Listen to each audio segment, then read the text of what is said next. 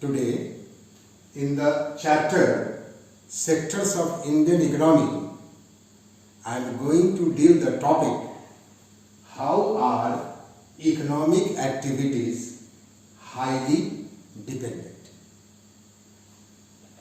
This is your primary sector.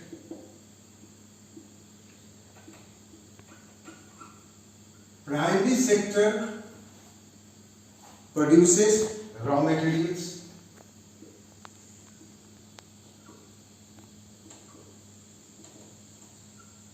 for secondary sector,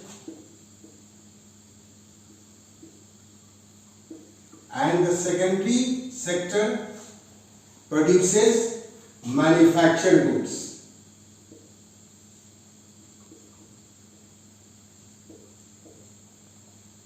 And these manufactured goods are being consumed or used by the people engaged in primary sector. Now the question arises that how does the raw material move from primary to secondary? It is with the help of tertiary sector. Again, manufactured goods will move to primary sector with the help of tertiary sector. See, tertiary sector is not producing the goods, but they are helping in production process. So we can say that primary sector, secondary sector and tertiary sector are interdependent to each other, or we can say they are complementary to each other. This I will explain with an example. Primary sector provides raw material, iron ore, to secondary sector. Secondary sector will produce manufactured goods like tools and implements, which will be consumed by primary sector. Again, this can be explained with another example. Primary sector provides raw material, sugarcane. Sugarcane will reach to secondary sector with the help of tertiary sector to sugar industry, and this sugar industry will produce sugar or gur, which will be consumed by the people engaged in all sectors of the economy, either primary or secondary or tertiary. So these examples well explain that all these sectors are dependent to each other, complementary to each other, and this can be explained with a picture also.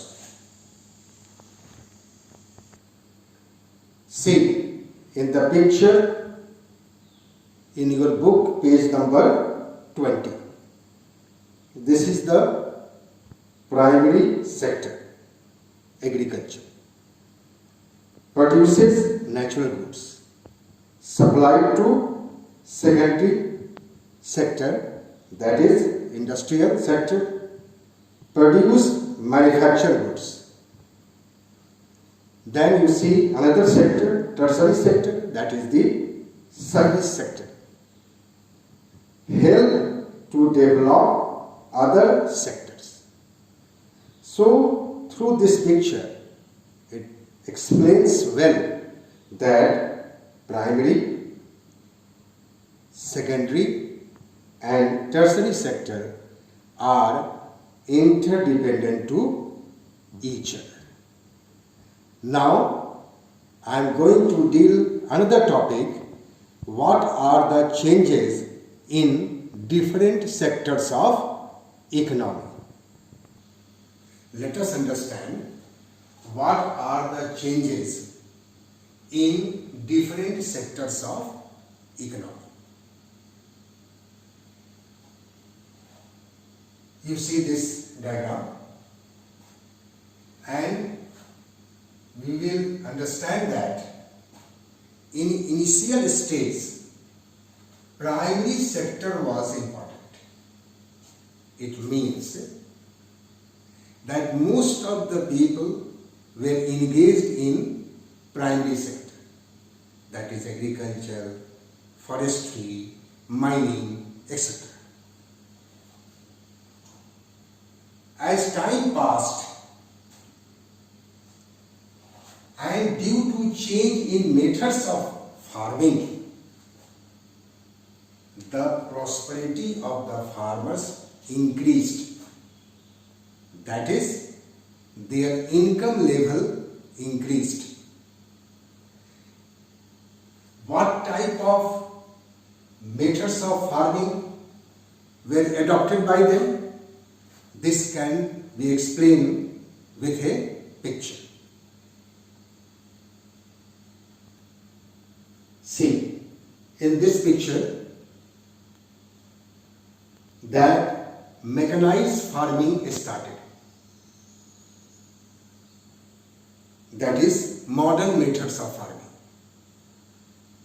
Use of HYV seeds. HYV seeds.